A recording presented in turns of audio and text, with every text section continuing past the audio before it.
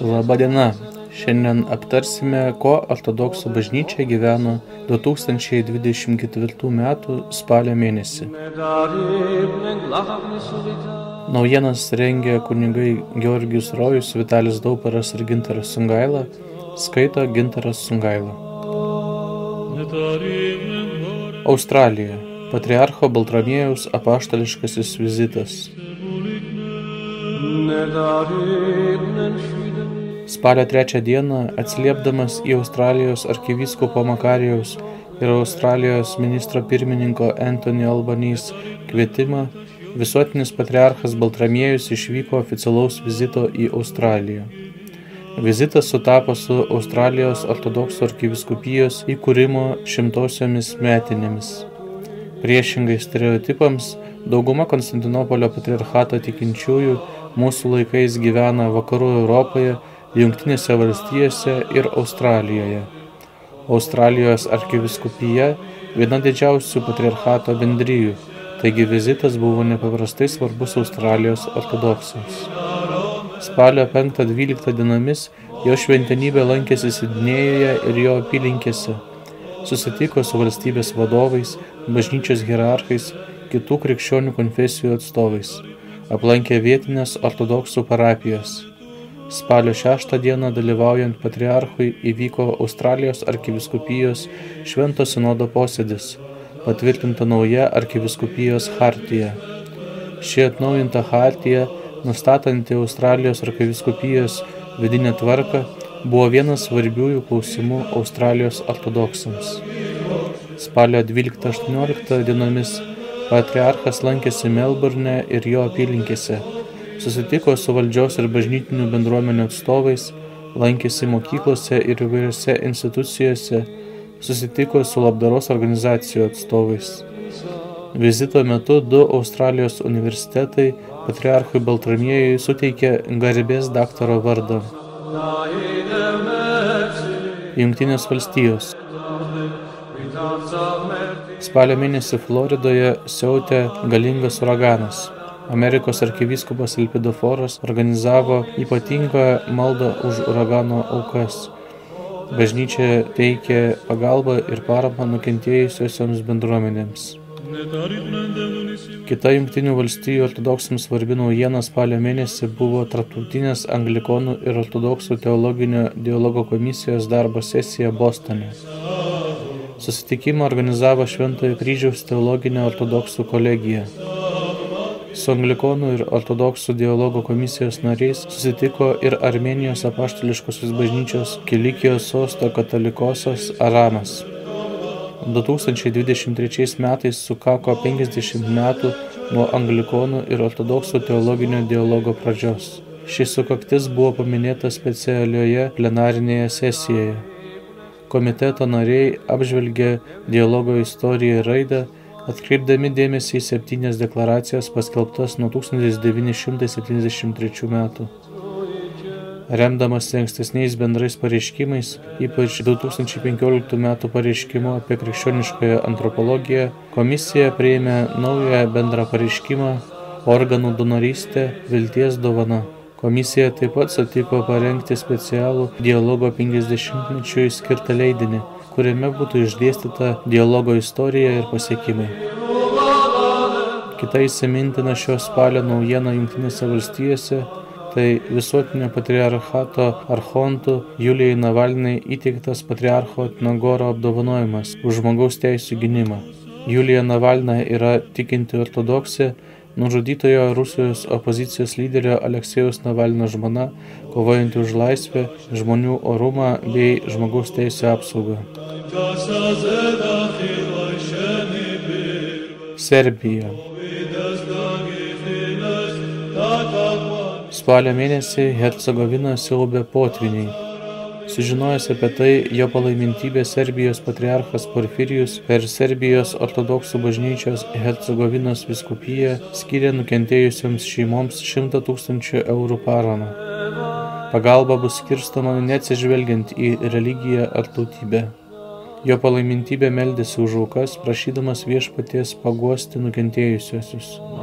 Patriarchas ragino visų tautų ir religijų žmonės palaikyti vienas kitą nelaimės akivaizdoje. Ta patį spalio mėnesį Serbijos patriarchas Porfirijus taip pat lankėsi Kanadoje, kur aplankė serbų ortodoksų vyskupijos parapijas. Kanados serbų ortodoksų vyskupija buvo įkurta 1983-aisiais, tačiau serbai ortodoksai Kanadoje gyvena jau daugiau nei šimtmetį. Pirmąją Serbijos ortodoksų bažnyčią ir mokyklų bendruomenę Kanadoje 1912 metais įkūrė serbų imigrantai. Remiantis bažnyčios duomenimis, šiandien Kanados serbų ortodoksų vyskupija sudaro 33 parapijos. Nuo 1990 metų Miltone, Kanadoje taip pat veikia serbų vienuolynas. Spalio mėnesį Serbijos patriarchate įvyko ir įvykis sukėlęs tarptautinį pasipiktinimą bei sumaištį. Serbijos patriarchas Porfirijus įteikė Švento Sabos pirmojo laipsnio ordino, aukščiausią Serbijos bažnyčios apdovanojimą Rusijos režisieriui ir propagandistui Nikitai Michalkovui. Pastaraisiais metais Nikita Michalkovas nekartą palaikė Rusiją kare prieš Ukrainą.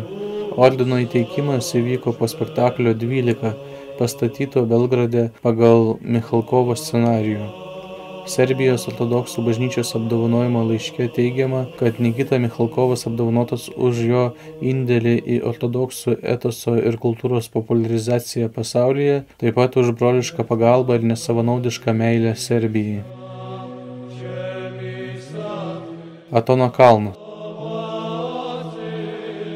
11 rumunų piligrimų apsinuodijo grybais, kuriuos jie savarankiškai rinko ir valgė Atono kalne. Grybai pasirodė esantis nuodingi ir piligrimai sunkiai apsinuodijo. Apsinuodijusiems buvo suteikta medicininė pagalba, jie hospitalizuoti Halkidikėje. Atono administracija išplatino perspėjimą apie grybų rinkimą bei valgymą, įspėdama, kad to nedera daryti specialių žinių neturintiems asmenims.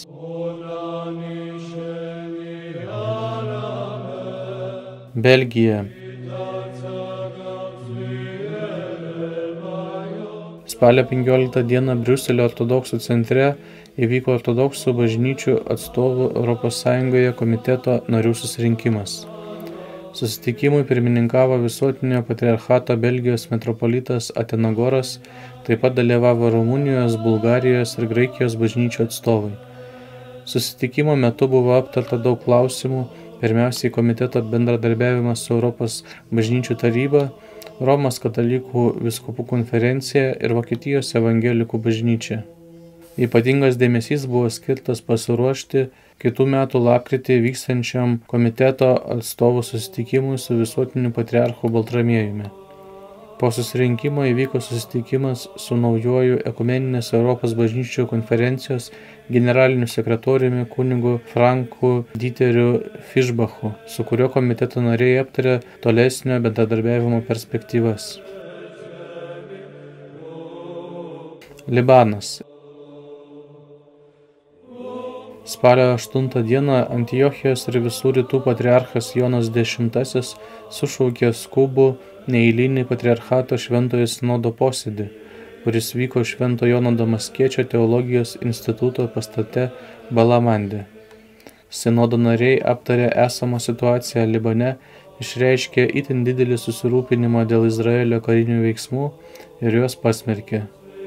Daug aistrų ir nesutarimų sukėlė baigiamajame sinodo komunikate išreikštas apgailestavimas dėl teroristinės organizacijos Hezbollah lyderio Hasano Nasrallah nužudymo. Arabų kalba parašytame sinodo pareiškime buvo panaudotas daugiaprasmis žodis, kurį automatiniai vertėjai vertė kaip kankinystė. Todėl išgirdus apie krikščionių pasipiktinimą vakaruose, sinodas išplatino oficialų anglišką vertimą, kuriame šis žodis išverstas kaip nužudymas. Spalio 16 dieną buvo surengtas Libano musulmonų ir krikščionių bendruomenių vadovų susitikimas, skirtas spręsti aktualias Libano problemas. Antiochijos ir visų rytų patriarchas Jonas X pasakė kalbą, daugiausia dėmesio skirdamas humanitarinėms problemams, kurias šalyje sukėlė karas. Patriarchas Jonas X paragino įvairių Libano religijų išpažinėjus puoselėti solidarumą, pabrėždamas, kad dabartinė krizė reikalauja vienybės, pagrįstos atjauta.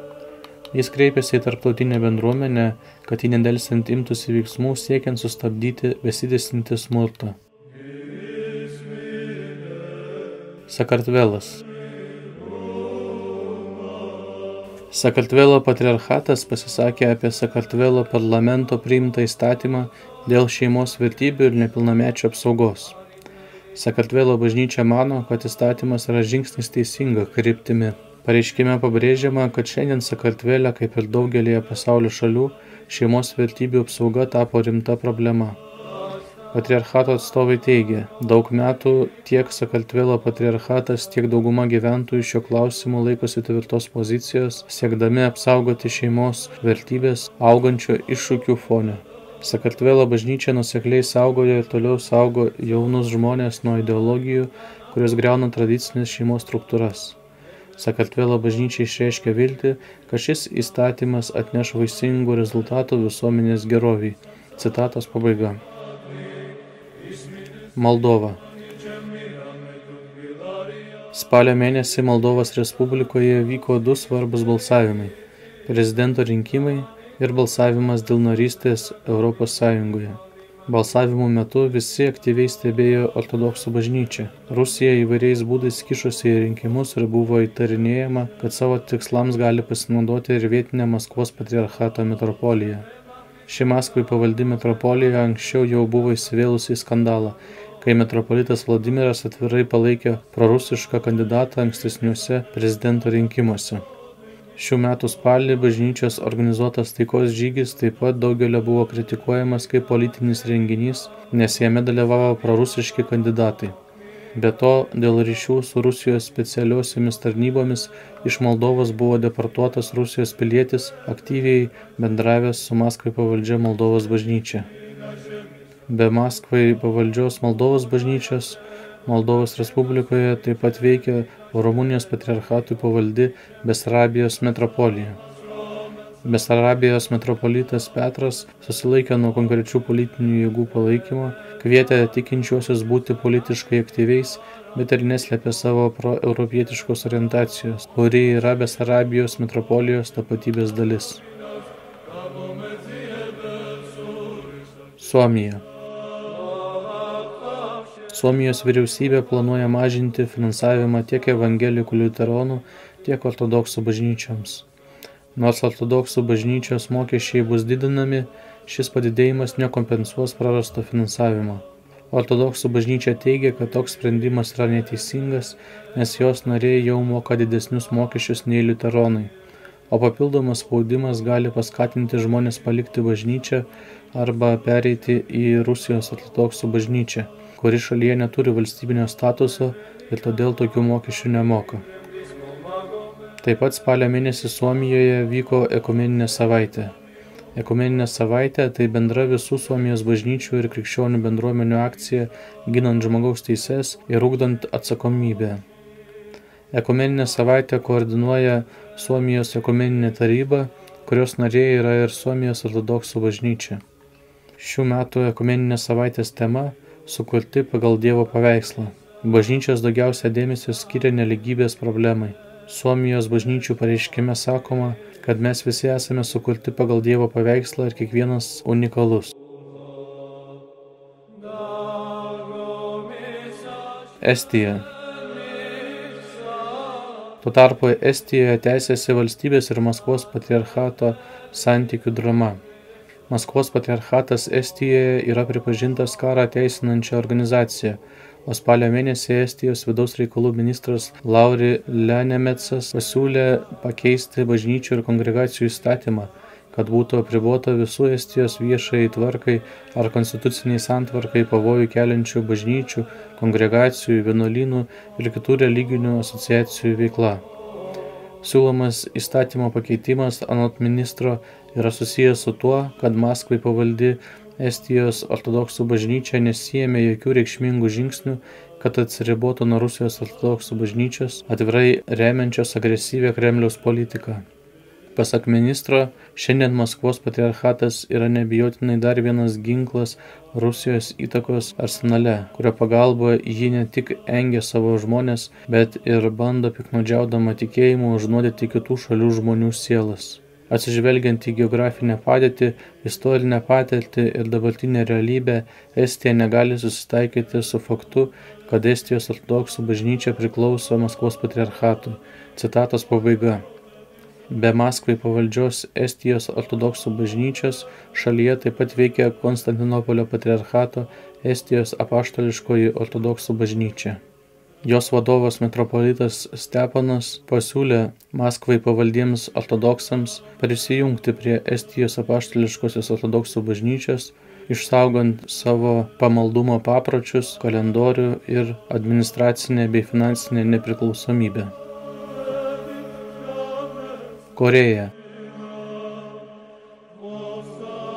Praėjusią savaitę Korėjoje Gapjongo atsimainymo vienuolyne vyko visų Korėjos šventųjų iškilmė.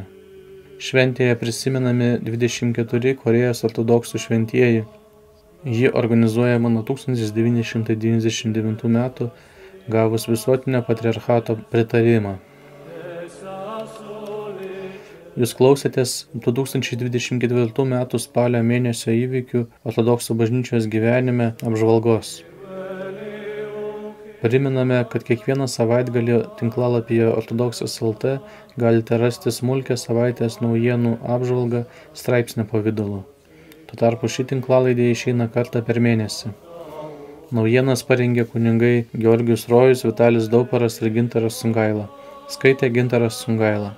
Prenumeruokite mūsų YouTube kanalą, spauskite patiktukus, rašykite komentarus, taip pat sekite įvykius tinklalapyje ortodoksas.lt.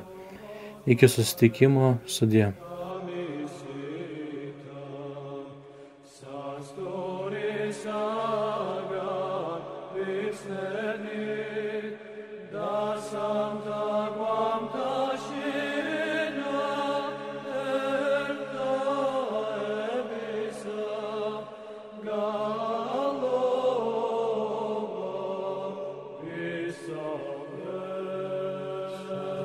David Gagantia, Samim Zuhrat, Mesach, David